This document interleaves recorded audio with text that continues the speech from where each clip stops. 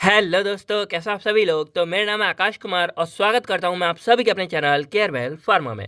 तो आज की इस वीडियो में हम लोग बात करेंगे अपने टॉपिक फार्मास्यूटिकल इनकम्पैटिबिलिटी के बारे में। और ये हमारी वन वीडियो शॉर्ट है, मतलब इस एक ही वीडियो में इस पूरे चैप्टर को कम्प्लीटली कवर करने वाले हैं। तो हमारा सब्जेक्ट रहा था pharmaceutics first, B pharmacy first semester. और अब जो है हमारा सिलेबस जो है फर्स्ट सेमेस्टर का ऑलमोस्ट खत्म हो गया है। इस वीडियो के बाद एक वीडियो और बनेगी हमारी सेमी सॉलिड डोजेस फॉर्म के ऊपर और हमारा सिलेबस एकदम कम्प्लीटली कवर हो जाएगा। अब बात करें हम इस पूरे टॉपिक के बारे में, तो देखो ये वाला जो हमारा चैप्टर है ना, ये ज़्यादा लेंथी नहीं है, शॉर्ट चैप्टर है। और इसमें से हमारा एक क्वेश्चन तो 100% बनता ही है। तो यहाँ पर अगर सिंपली देखा जाए तो या तो क्वेश्चन आ जाता है कि right a details note on pharmaceutical incompatibility. तो अगर इसके ऊपर पूरा नोट आता है तो ये जो हमारी कंपैटिबिलिटी है ये हमारी फर्दर 3 पार्ट्स में डिवाइड होती है, फिजिकल, केमिकल और थेरापेटिक। तो आपको जो है सभी के बारे में छोटा छोटा सा इंट्रो दे दोगे, मोर देन इनफ है। और कई बार क्या होता है कि ये जो हमारे पार्ट्स है ना, इन्हीं के ऊपर सेपरेटली हमारा 10 मार्क्स या फिर 5 नंबर में क्वेश्चन आ जाता है। तो सबके बारे में आपको मोर देन इनफ मिल जाएगा। तो जो भी है आप यहाँ पे देख सकते हो। बाकी हमारी जो प्रीवियस वीडियोस हैं अगर आपने नहीं देखी हो ना, तो इस वीडियो के डिस्क्रिप्शन बॉक्स में आपको सारी प्लेलिस्ट वगैरह सबकी लिंक मिल जाएगी, आप जाके चेकआउट कर सकते हो। चलिए, तो अब हम बात करें यहाँ पर फार्मास्यूटिकल इनकम्पैटिबिलिटी के बारे में। तो देखो मैंने आपसे हमेशा बोला है कि आप उस नाम को पकड़ो और उससे सारा का सारा मतलब निकाल लो। तो यहाँ पर अगर हम देखें यहाँ पर इनकम्पैटिबिलिटी का मतलब, तो आप लोगों ने एक चीज़ नोटिस की होगा ना कि इन का मतलब एक तरह से कई बार होता है मैं, लेकिन यहाँ पर इनका मतलब नॉट से भी हम डिनोट करते हैं।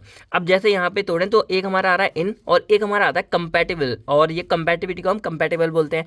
और कंपैटिबल वर्ड हमारा जो है कंफर्टेबल से बनकर आया हुआ है। तो यहाँ पर अगर इनकम्पैटिबल का देखा जाए मतलब, तो यहाँ आता है नॉट कंफर्टेबल।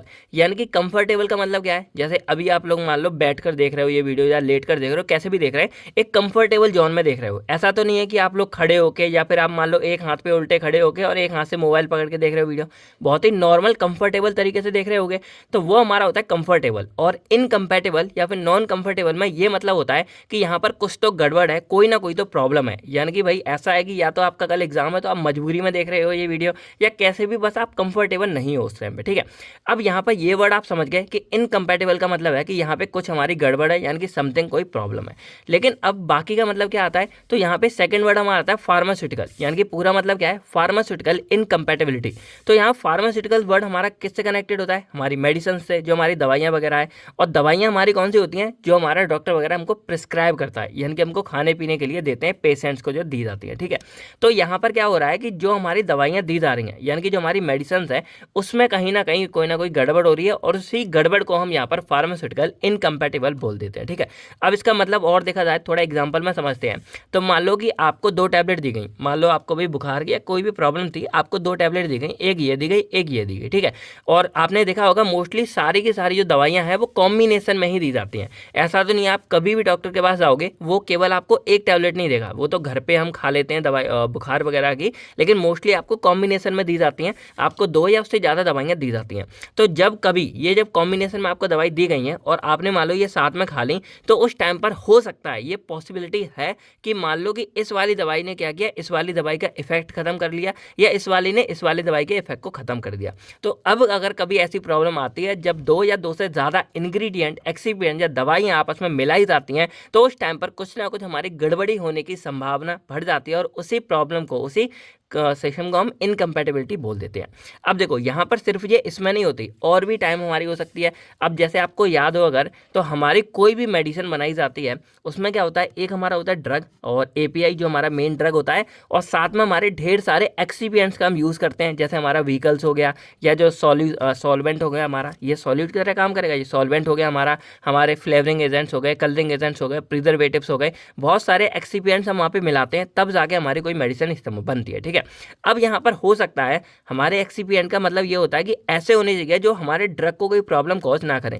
लेकिन कई केस में देखा गया कि मान लो हमने ड्रग और एक्सिपिएंट जब मिलाए हमने अपनी मेडिसिन बनाने के लिए, तो उस टाइम पर कुछ हमारी गड़बड़ हो गई, प्रॉब्लम हो गई, और उस प्रॉब्लम को हम यहाँ पे इनकम्पैटिबिलिटी बोल देते हैं। अब क्या क्या हो सकती है, तो मान लो हमारा जो ड्रग है उसका कलर चेंज हो गया, या मान लो ड्रग का जो इफेक्ट होना चाहिए था वो अपना इफेक्ट नहीं दे रहा, मान लो सर दर्द की दवा है, आपका सर का दर्द ही ठीक नहीं हो रहा है। तो ऐसी ढेर सारी प्रॉब्लम हमारी हो सकती है। तो इन्हीं ढेर सारी प्रॉब्लम्स को हम क्या बोल देते हैं, इनकम्पैटिबिलिटी बोल देते हैं। अब चलो ये तो सारे हो गए देसी एग्जाम्पल। अब आपके सामने अगर कभी भी आता है, बस आपको क्या डिफाइन करना है कि यहाँ पे लिख लेना है कि pharmaceutical incompatibility is a condition, या कोई एक सिचुएशन है या कंडीशन है जहाँ पे क्या हो रहा है वो तब आ रही है जब टू और मोर सब्सटेंसेस, जब दो या दो से ज़्यादा सब्सटेंसेस आपस में मिलाए जा रहे हैं तो वो एक अनडिजायरेबल प्रोडक्ट फॉर्म कर दे रहे हैं, यानी कि एक ऐसा प्रोडक्ट फॉर्म करता है जो हम चाहते नहीं है, हमारी डिजायर नहीं थी, हम उसको बनाना नहीं चाहते थे।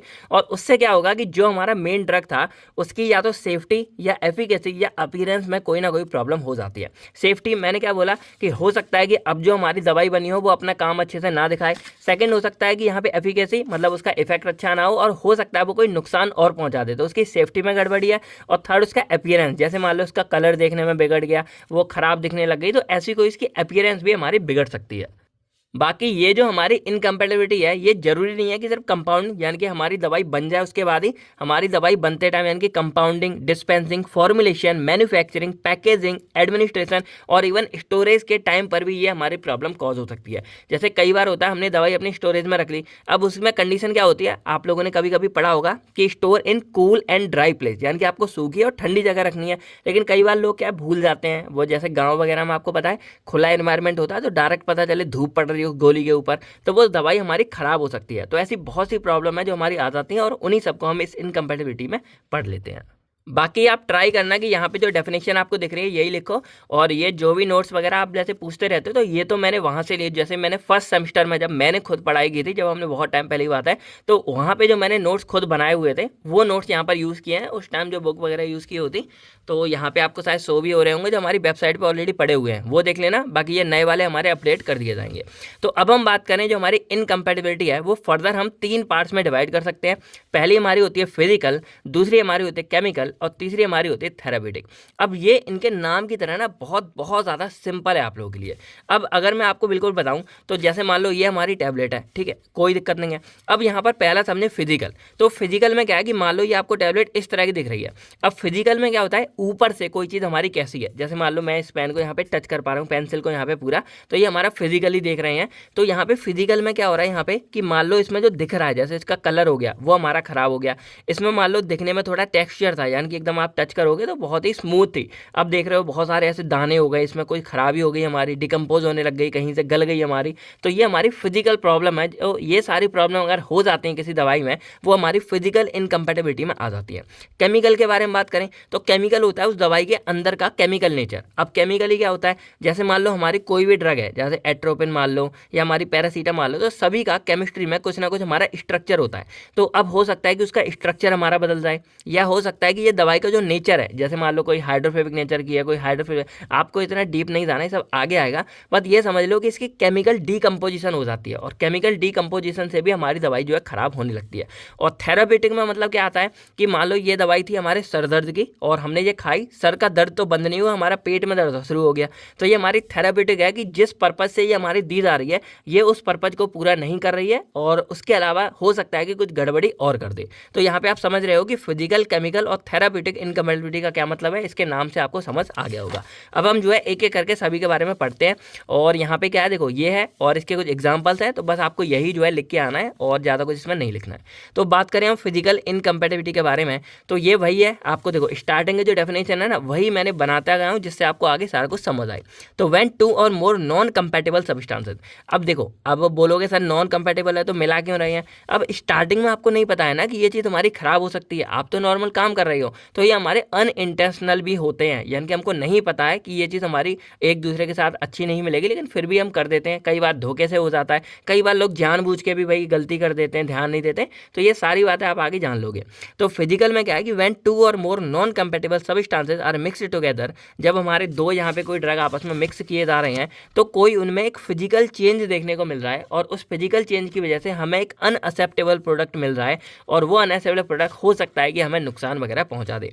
अब इसमें क्या हो सकता है, देखो फिजिकल है तो हो सकता है कि उसका कलर बदल जाए, हो सकता है उसका ऑर्डर यानी कि स्मेल बदल जाए, उसका टेस्ट हमारा चेंज हो सकता है, उसके बाद उसकी विस्कोसिटी यानी कि जैसे अगर कोई लिक्विड है तो वो ज़्यादा गाढ़ा हो गया, और हो सकता है ज़्यादा पतला हो जाए, और उसके बाद अपीयरेंस ऑफ प्रोडक्ट यानी कि जो हमारा प्रोडक्ट है वो देखने में हमारा बदल जाए। तो ये सारे चेंज हमारे फिजिकल के अंदर देखने को मिल जाते हैं। अब जो हमारी फिजिकल इनकम्पेटिबिलिटी है वो टोटल 4 तरीकों से हमें देखने को मिलती है। एक हमारी होती है इमिसिबिलिटी, एक होता है इनसॉल्युबिलिटी, एक होता है प्रेसिपिटेशन, और एक होता है लिक्विफैक्शन।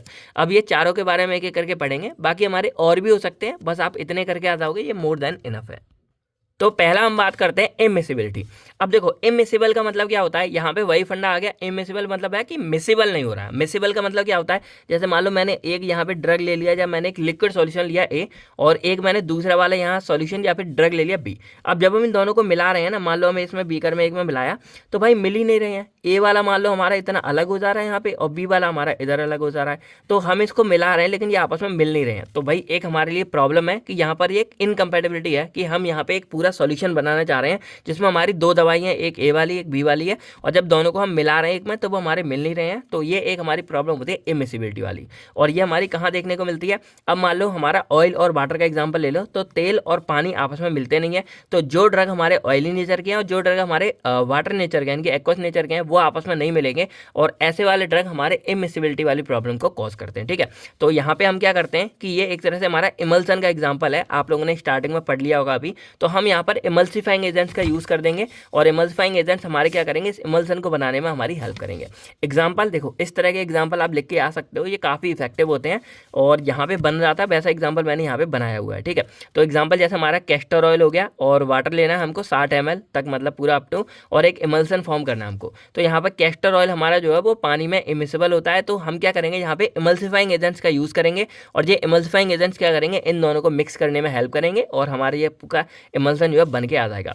तो ये हमारा हो गया एक्चुअल में प्रॉब्लम, और ये हमारा हो गया मेथड ऑफ ओवरकम, क्योंकि ये भी हमारे पूछे जाते हैं कि हाउ टू ओवरकम दिस, अगर कोई प्रॉब्लम आ रही है तो उसको आप ठीक कैसे करोगे। ठीक है, तो इसीलिए ये भी मैं आपको साथ में बता रहा हूँ। सेकंड कंडीशन हमारी होती है इनसॉल्युबिलिटी। अब इनसॉल्युबिलिटी का मतलब क्या होता है, अब यहाँ पे ये दो लिक्विड ड्रग को छोड़ दो, अब मान लो यहाँ पे हमें फिर से एक कोई ड्रग बनाना है, और यहाँ पे हमारा एक ये ए सॉल्यूट है हमारा, और एक बी हमारा क्या है, सॉल्वेंट है। ठीक है, ये हमारी प्रॉब्लम है। अब यहाँ पे क्या हो रही है, हमने यहाँ पे बी सॉल्वेंट ले लिया, लेकिन यहाँ पे जो ए ड्रग है वो जब हम इसमें डाल रहे हैं तो वो इसमें इनसॉल्युबल है, मतलब वो इसमें घुल ही नहीं रहा है, मिल ही नहीं रहा है। जैसे एग्जाम्पल मान लो कि दूध में चीनी डालोगे मिल जाएगी, लेकिन दूध में अगर मिट्टी वगैरह डाल दो तो नहीं मिलेगी, हमारी पानी में मिट्टी नहीं मिलती है। इसी तरह के हमारे इनसॉल्युबल होते हैं। तो ये हमारी प्रॉब्लम क्या है कि it is the inability of material to dissolve in a particular solvent system, कि ये हमारे सॉल्वेंट में अच्छे से क्या हो रहा है, मिक्स नहीं हो रहा है। जैसे एग्जांपल हमारा फेनास्टिटिन है, कैफीन है, और ऑरेंज सिरप है, और पानी हमारा 90 ml तक लेना है। तो जो फेनास्टिटिन हमारा यहाँ पे लिया गया है वो हमारा एक इनसॉल्युबल होता है, और जब हम उसको यहाँ पे पानी में मिलाएंगे तो पानी में वो हमारा अच्छे से मिक्स नहीं होता। तो उस टाइम पर हम क्या करेंगे, यहाँ पे एक सस्पेंडिंग एजेंट्स का यूज़ करेंगे, और सस्पेंडिंग एजेंट क्या करेगा, एक सस्पेंशन बनाने में हेल्प करेगा। तो जब हम यहाँ पे मान लो फेनास्टिटिन है, बाकी हम यहाँ ऑरेंज सिरप, कैफीन और पानी में यहाँ पे मिला रहे हैं, तो वो मिल नहीं रहा था, हम यहाँ पे क्या करेंगे, सस्पेंडिंग एजेंट साथ में डाल देंगे, और जब सस्पेंडिंग एजेंट डाल देंगे देन हमारे ये अच्छे से मिक्स हो जाएगा, और हमें एक प्रॉपर सस्पेंशन देखने को यहाँ पे मिल जाएगा। तो ये हमारा एक सस्पेंशन था जो यहाँ पे अच्छे से बन गया। ठीक है, तो इनसॉल्युबिलिटी प्रॉब्लम समझ गए। थर्ड हमारी आती है प्रेसिपिटेशन। अब इसमें क्या होता है, अगेन मान लो हमें यहाँ सॉल्यूशन बनाना है, और ये हमारा बी पूरा सॉल्वेंट है, और ये हमारा सॉल्यूट है।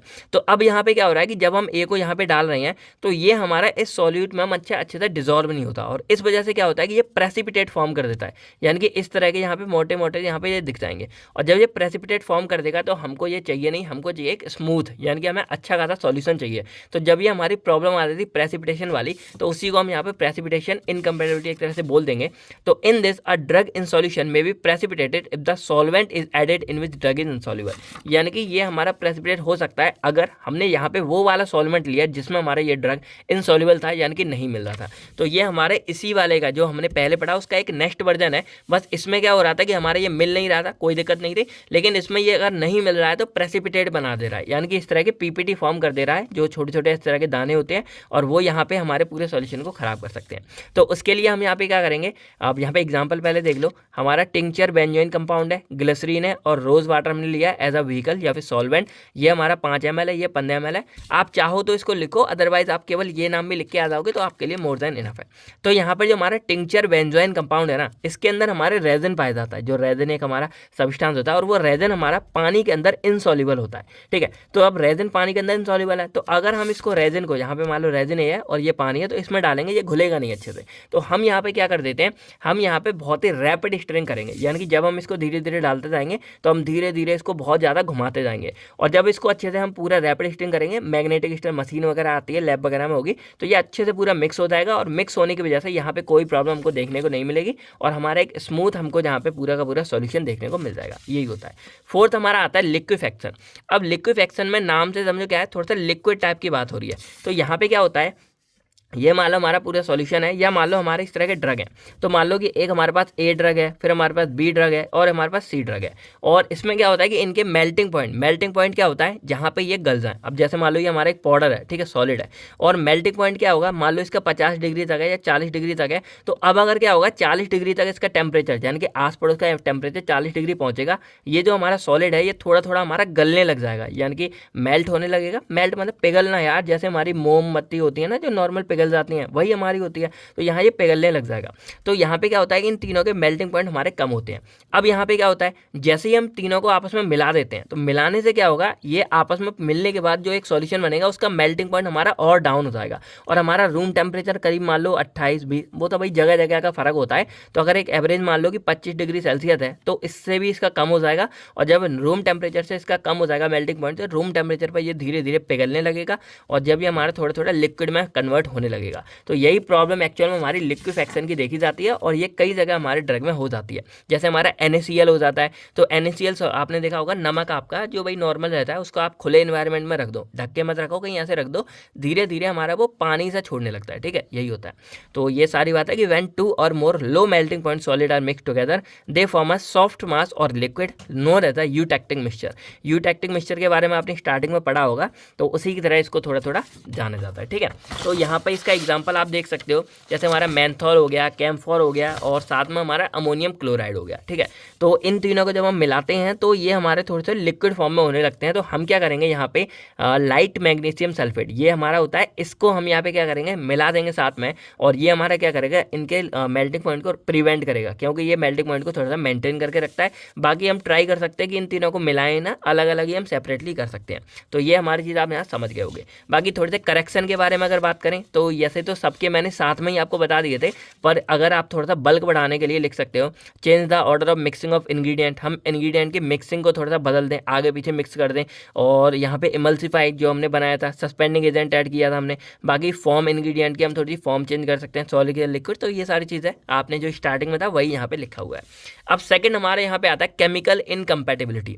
अब देखो, अगर हमने यहाँ पे जो स्टार्टिंग में पढ़ा था कि हमने मान लो यहाँ पे कोई ड्रग यहाँ पे दोनों हमने मिक्स किए, या मान लो कहीं पे हमने ये दवाई अपनी बना रहे तो हमने ड्रग और एक्सीपिएंट को मिक्स किया, तो अब अगर क्या होता है कि इनके केमिकल नेचर में कोई चेंज आ जाता है, यानी कि केमिकल डीकम्पोजिशन हो जाता है, कोई सा केमिकली तरीके से हमारा अगर ड्रग दवाई खराब हो जाती है, तो उसको हम केमिकल इनकम्पैटिबिलिटी बोल देते हैं।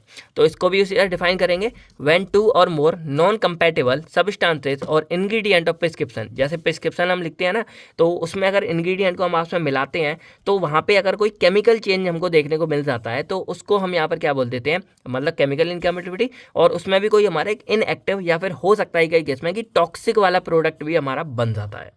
बाकी मैं यहाँ पे आपको क्लियर करूंगा, जो बहुत जगह आपने देखा होगा, जैसे यहाँ लिखा है इंग्रेडिएंट ऑफ प्रिस्क्रिप्शन। अब आप सोच रहे होंगे कि प्रिस्क्रिप्शन में जो दवाई लिखी जाती है वो बनी बनाई होती हैं, फिर ये डॉक्टर वगैरह क्यों लिखते हैं कि उसको प्रिपेयर करो, या बाद में क्या होती है। तो जैसे आपने कभी नोटिस किया होगा, अगर कभी पर्चे पे दवाई लिखी जाती है ना, तो बहुत सारी दवाई ऐसी होती हैं, जब डॉक्टर आपको प्रिस्क्राइब करेगा तो उसमें से क्या होता है, 2-3 दवाई को आपस में मिक्स करना होता है। जैसे मान लो कोई इंजेक्शन आपको लगाना है, तो थोड़ा इंजेक्शन उसका लेते हैं, थोड़ा मान लो ए का लिया, थोड़ा बी का लिया, आपस में मिलाया, और पाउडर एक आध हमारे इंजेक्शन पाउडर फॉर्म में होता है, उसको हम सस्पेंशन में कन्वर्ट करते हैं, तब आपको लगाते हैं। तो ये बहुत सारे तिगड़म करने पड़ते हैं, तब जाके हमारा कोई भी परफेक्ट दवाई यहाँ पे बनती है, ठीक है। तो उसी तिगड़म के दौरान हो सकता है कि कोई गड़बड़ी हो जाए, और हमने जब आपस में मान लो ए ड्रग बी से मिलाया, तो उस टाइम पर कुछ अगर गड़बड़ी हो जाती है, तब ये हमारे आ जाते हैं, ठीक है। तो यहाँ पे आपको क्लियर हो गया होगा। बाकी इसमें केमिकल में क्या क्या चेंज हो सकता है, तो एक तो है कि हमारा जो ड्रग है उसका स्ट्रक्चर अगर हमारा चेंज हो जाए, तो उसमें डीकम्पोजिशन ऑफ ड्रग देखा गया है। बाकी इसमें फार्माकोलॉजिकल प्रॉपर्टीज, जैसे उसका मान लो कलर, ऑर्डर, या फिर हो सकता है कि उसका जो इफेक्ट है, यानी कि जो असर दिखाना था दवाई, वो अपना असर ही नहीं दिखा रही है। तो ऐसा कुछ फंडा हमारा हो सकता है। उसके बाद ये हमारा या तो इमीडिएट होगा, यानी कि या तो तुरंत ही हमारा वो चेंज देखने को मिलेगा, या कुछ टाइम बाद देखने को मिलेगा, तो वो हमारा डिलेड इनकम्पैटिबिलिटी हो गई। जैसे मान लो हमने यहाँ पे किया और कुछ ना कुछ इनकम्पैटिबिलिटी हो गई, लेकिन वो हमको तुरंत पता नहीं चली, थोड़ी देर बाद पता चली, तो उसको हम डिले वाला बोल देते हैं। तो ये कुछ इतनी काम की बात नहीं है, ये है। बाकी यहाँ पे केमिकल चेंज हमारे कौन कौन से हो सकते हैं, एक हमारा ऑक्सीडेशन की वजह से, एक हाइड्रोलिसिस की वजह से, एक पॉलीमराइजेशन की वजह से, एक आइसोमेरिज्म की वजह से। तो यहाँ भी मैंने 4 टाइप्स लिए, जिससे आपको ज़्यादा कन्फ्यूजन ना हो। तो पहला हमारा आता है ऑक्सीडेशन।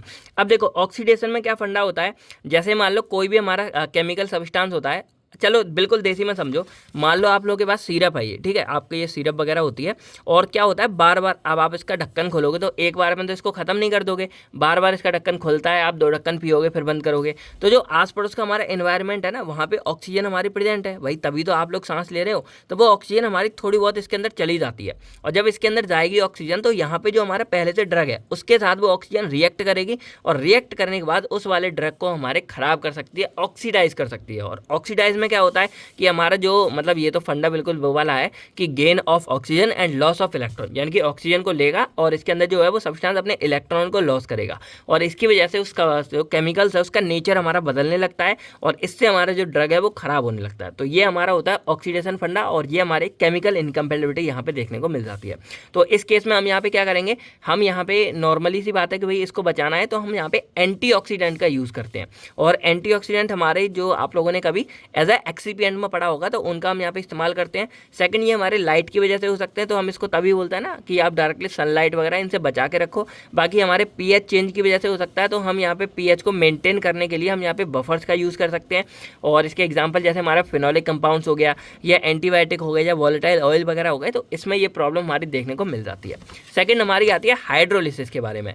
तो हाइड्रोलिसिस क्या होती है, अब जैसे यहाँ पे ऑक्सीजन आया था उसने काम खराब किया, उसी तरह कई केस में इन्वायरमेंट में हमारा पानी भी घूमता रहता है, जैसे हमारा H2 गैस है और ये H2 हमारे इससे मिलते हैं, H2 को पानी बनता रहता है, तो जो मॉइस्चर हमारा इन्वायरमेंट में आस पड़ोस में होता है, जो पानी की बूंदें हैं वो हमारे यहाँ पे अंदर आ जाती हैं, और वो पानी की बूंद क्या करेंगी, उस पूरी केमिकल रिएक्शन को तोड़ने का काम करती हैं, हाइड्रोलिसिस का काम करती हैं। अब जैसे एग्जाम्पल देख लो, कोडिन फॉस्फेट है हमारा, ठीक है, अब अगर ये इस कोडिन फॉस्फेट में हमारा पानी मिल जाता है, कहीं से वाटर आ जाता है, तो वो क्या करेगा, इस कोडिन और फॉस्फेट दोनों को अलग अलग कर देगा, यहाँ पे कोडिन हमारा सब्सटेंस अलग हो जाएगा और फॉस्फेट हमारा अलग हो जाएगा, और ये हो जाएगा हमारा डीकम्पोजिशन फिर से, कि हमारा जो ड्रग था एक्चुअल में वो हमारा खराब हो जाएगा। तो इसलिए यहाँ पे सिंपल क्या है कि वाटर हमारा ब्रेक कर देता है कोवलेंट बॉन्ड, और इस वाली प्रोसेस को हम हाइड्रोलिसिस बोलते हैं, जो आपको आगे ऑर्गेनिक केमिस्ट्री में पढ़ने को भी मिलेगी, तो भूलना मत, ठीक है।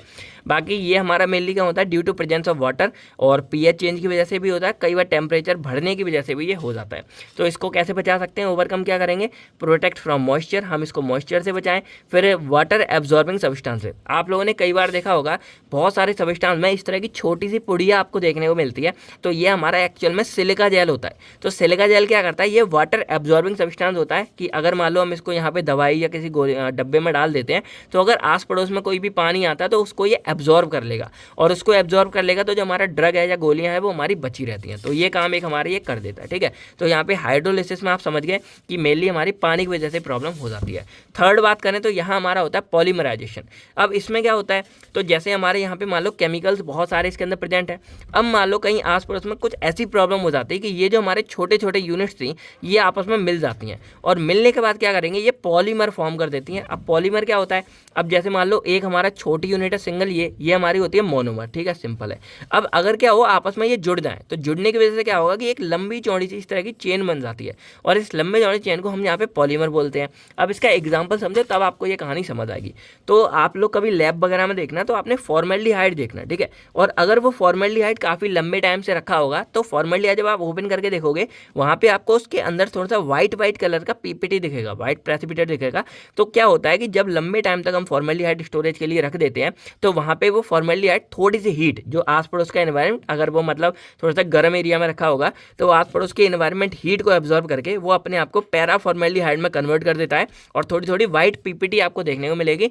मतलब क्या होता है, वो जो व्हाइट पीपीटी है ना वो हमारी एक तरह से क्या है, पॉलीमर है, यानी कि उसने क्या किया, छोटे छोटे इन्होंने बड़े बड़े इस तरह के फॉर्म करके एक पॉलीमर फॉर्म कर देते हैं। और हमारे लिए क्या है कि एक्चुअल में वो खराब हो चुके हैं, तो इसको हम बोल देते हैं मतलब पॉलीमराइजेशन बोल देते हैं। आप ट्राई करना कभी लैब वगैरह ऐसा होता है तो शायद आपको देखने को मिल जाए। तो इसको कैसे बचा सकते हैं, तो it can be prevented by storing formaldehyde at suitable temperature, उसको ज़्यादा टेम्परेचर पे हमें नहीं रखना है। दूसरा, हम चाहें तो उसमें 15% मीथनॉल ऐड कर सकते हैं, तो मीथनॉल इस पैरा फॉर्मेल्डिहाइड से हमको प्रिवेंट करता है, ठीक है। बाकी ये हमारा किस वजह से हो रहा है, तो या तो टेम्परेचर या लाइट या सॉल्वेंट या फिर इम्प्योरिटी वगैरह कोई गंदगी आ जाती है इसको बार बार खोलने में, तब भी ये प्रॉब्लम हमारी हो सकती है। बाकी इसका एग्जाम्पल और देखना हो तो घर में आप लोगों ने कभी कभी देखा होगा कि अगर जैसे जो अचार वगैरह होता है उसमें अगर हम तेल थोड़ा सा कम डालें तो कई केस में क्या होता है कि अचार में एकदम फफूंद पड़ जाती है, वाइट वाइट, तो एक तरह से पूरे पॉलीमर से फॉर्म हो जाते हैं। तो समझने के लिए समझ सकते हो आप। बाकी हमारा इसमें लास्ट आता है आइसोमेरिज्म। तो इसमें क्या होता है, जैसे हमारा कोई ड्रग है तो उसकी अलग अलग फॉर्म होती है, उसका मान लो केमिकल फॉर्मूला सेम है। इसके बारे में नेक्स्ट आप ऑर्गेनिक केमिस्ट्री में पढ़ने वाले हो जो सेकंड सेम आपका आएगा। तो यहाँ पे क्या होता है कि फॉर्मूला सेम होता है लेकिन उसका स्ट्रक्चर हमारा बदल जाता है। और आप बोलोगे ऐसा स्ट्रक्चर से क्या फर्क पड़ता है, तो जैसे एग्जांपल समझ लो, हमारा एक एल एड्रीनलिन है और एक हमारा डी एड्रीनलिन है। तो अगर क्या होता है कि टेम्परेचर या पीएच में अगर कोई चेंज आता है तो उसकी वजह से हमारा जो एल एड्रीनलिन है वो हमारा डी एड्रीनलिन में कन्वर्ट हो जाता है। और इससे फर्क क्या पड़ेगा कि ये वाला जो हमारा सब्सटेंस है ना वो लेस एक्टिव होता है, यानी कि अपना इफेक्ट कम शो करता है, ये ज़्यादा शो करता है। तो इससे हमारा थोड़ा सा नुकसान हो जाता है, तो ये प्रॉब्लम हो सकती है। बाकी इसको हम कैसे मैनेज कर सकते हैं, तो हम प्रिवेंट कर देते हैं टेम्परेचर, पीएच, सॉल्वेंट या फिर इम्प्योरिटी को, तो हम इस चीज़ को यहाँ पे ठीक कर सकते हैं।